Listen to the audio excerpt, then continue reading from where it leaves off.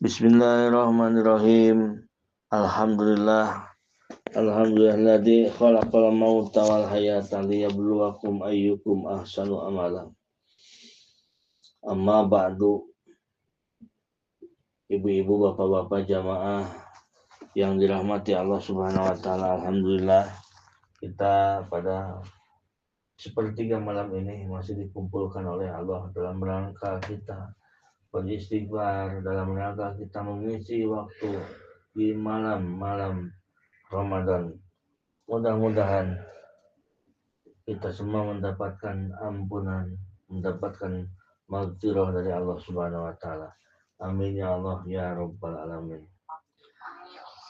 Sebagaimana keterangan yang mengatakan bahwa azanbu hirmanu rizki, dosa itu menghalangi rizki. Dosa itu ada dua, ada dosa batin menghalangi rizki batin, ada dosa dohir menghalangi rizki dohir, dan ada pula dosa dohir menghalangi rizki dohir dan rizki batin. Dosa batin seperti kita merasa bahwa kita hidup, tidak merasa bahwa kita dihidupkan. Syirik kita berdosa. Merasa kita ini mampu, tidak sadar bahwa kita dimampukan. Kita ini bisa, padahal kita dibisakan. Kita ini kaya, padahal kita dikayakan. Itu syirik yang berdosa. Di saat syirik yang berdosa, maka terhalanglah rezeki batin. Apa rezeki batinnya? Yaitu hati sulit untuk tajalli kepada Allah. Hati sulit untuk ingat kepada Allah. Karena ada kesalahan batin. Rizki dohir diantaranya adalah terhalang oleh dosa dohir.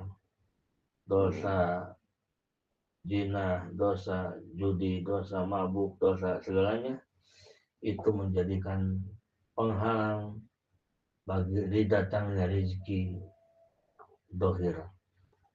Datangnya dunia, datang ini. Jadi penghalang bila mana kita punya dosa dohir. Bahkan ya termasuk dosa batin. Bagaimana mau bisa ingat kepada Allah? Dohirnya pun sudah dihalang, ibadahnya pun sudah dihalang. Tidak akan bisa orang melaksanakan ibadah sementara dia bergelimang dengan dosa. Jadi istighfar adalah salah satu cara mengikuti metode bagaimana kita masuk ke hadrat Allah melalui pintu taubat yang besar harapan dengan taubat itu dosa kita semua diampuni oleh Allah Subhanahu wa taala. Amin ya Allah ya rabbal alamin. Jamaah yang dirahmati Allah Subhanahu wa taala.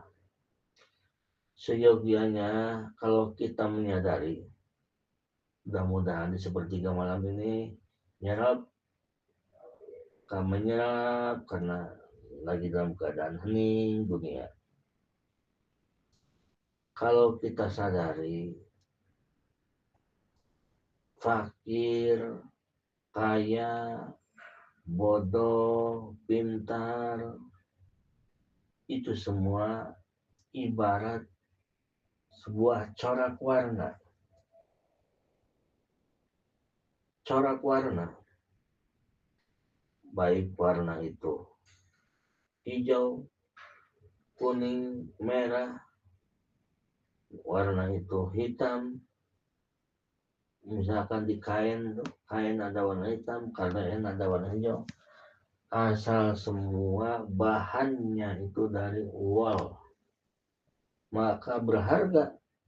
Mau yang hijau berharga, yang merah berharga, yang kuning berharga, yang hitam berharga, karena sama-sama dari wool bahannya.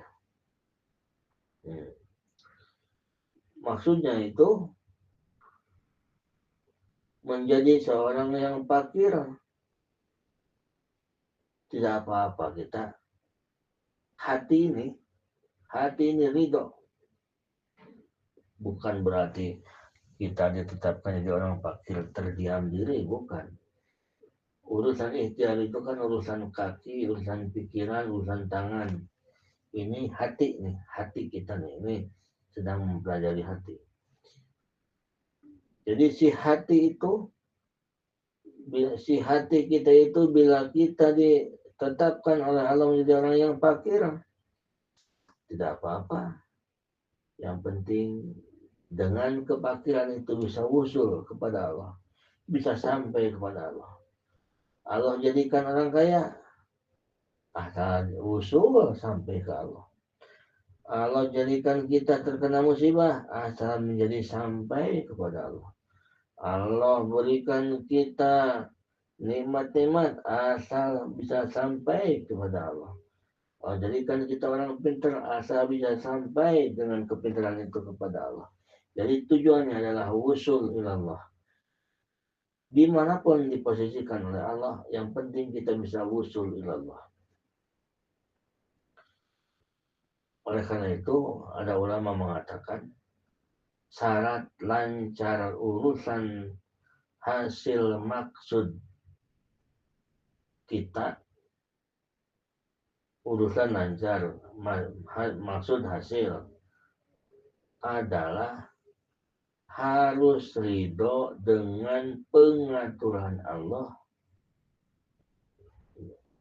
Harus ridho dengan pengaturan Allah. Diatur saat ini oleh Allah, Allah menetapkan kita jadi fakir, misalkan dalam keadaan fakir. Hati ini harus ridho saat Allah menetapkan kita fakir. Saat ini kita ditetapkan jadi orang yang kaya. Hati ini harus ridho dengan pengaturan Allah saat Allah menetapkan kita jadi orang kaya. Itu hati. Hati bukan tingkah laku badan dohir, beda lagi. Itulah bapak-bapak ibu. Jadi setelah hati kita ridho dengan apa yang ditetapkan oleh Allah, apa yang diatur oleh Allah, semuanya akan jadi mudah urusan kita. Semuanya akan menjadikan hasil maksud-maksud kita. Jadi yang pertama adalah tanamkan dulu ridho di dalam hati kita, menerima apa yang ditetapkan oleh Allah Subhanahu wa taala. Jamaah yang dirahmati Allah Subhanahu wa taala. Saat Syekh Abu Yazid Al-Bustami, seorang Sultanul Aulia, rajanya wali, ditanya oleh gurunya yaitu Syekh Abdul Salam. Wahai Abu Yazid, kata gurunya, apa sebab yang menjadikan hatimu bisa wusul ke Allah? Bisa sampai ke Allah maksudnya. Jawab Syekh Abu Yazid, guru, sebab yang menjadikan aku sampai ke usul kepada Allah itu adalah sebab aku punya rasa zillah dan ibtikor. Sebab aku punya rasa hina di hadapan Allah dan punya rasa butuh dengan Allah. Kata gurunya, yaitu Abu Salam, wahai muridku Abu Yazid, engkau bukan sampai kepada Allah. Engkau bukan wusul kepada Allah. Tapi engkau sedang menemukan berhala besar. Aku tidak percaya. Rasa hina diri di hadapan Allah dan rasa sangat butuh dengan Allah menyampaikanmu kepada Allah. Karena tidak ada semuanya juga. Sebab itu. Jadi tidak ada sebab yang bisa menyampaikanmu kepada Allah. Dan kalaupun ada sebab, hanya satu yang bisa menyampaikanmu kepada Allah. Yaitu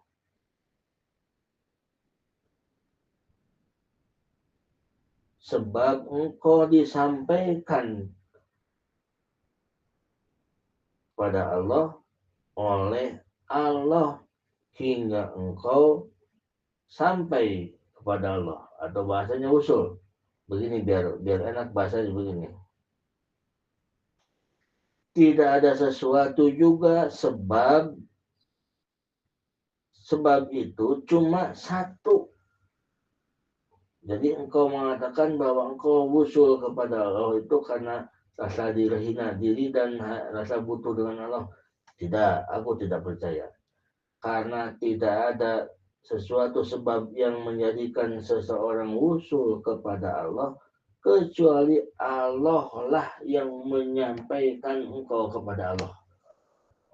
Nah, dilihat dari sepintas seperti ada yang salah antara salah satunya. Seperti ada yang salah, seperti ini apakah gurunya atau muridnya yang salah? Kalau dilihat dari sepintas.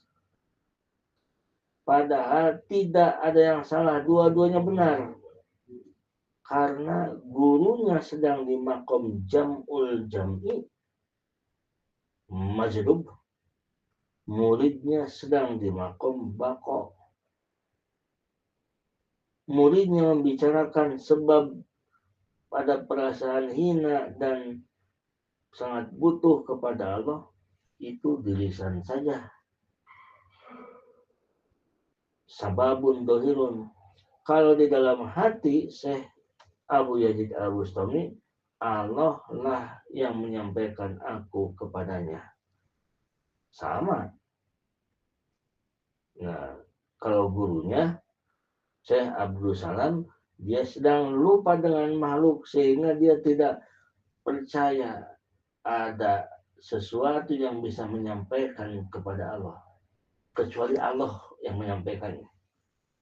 Jadi itu tidak bertentangan karena gurunya sedang ada di makom jam'ul jam'i, saat itu muridnya sedang ada di makom bako.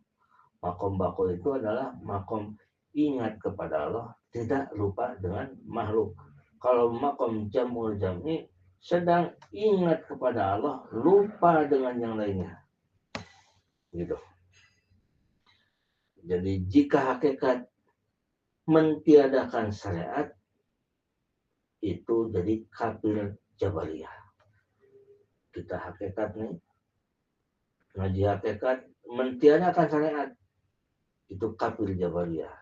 Jika hati bersandar kepada syariat, alhasil hakikatnya tidak ada, itu jadi kafir Qadariyah. Jadi kita jangan menjadi kafir Jabariyah, jangan menjadi kafir Qadariyah. Kafir Jabariyah yang membuang syariat, kafir Qadariyah yang syariat dijadikan keyakinan. Kafir Jabariyah yaitu yang segala Allah, kebun punya Allah, motor punya Allah, segala pun punya Allah, diucapkan, dipraktekkan di syariat. Nah, kafir Jabariyah, syariat jadi keyakinan. Sehat oleh obat. Ada dagang dapat untung, yakinkan dalam hati yang menguntungkan itu, memberi untung itu, dagang itu kafir Qadariyah. Jadi kita harus menjadi seseorang yang mengikuti ajaran Rasulullah Muhammad SAW. Rasulullah mengajarkan tekadnya berjalan di hakikat, dohirnya menjalankan syariat, dan syariat tidak masuk ke hati jadi iktikad, jadi keyakinan. Insya Allah, bila mana kita tepat menempatkan hakikat diyakinkan, syariat dijalankan, maka akan menjadi umat Rasulullah yang sempurna. Amin ya rabbal alamin. Hadanallahu wa iyyakum ajmain. Assalamualaikum warahmatullahi wabarakatuh.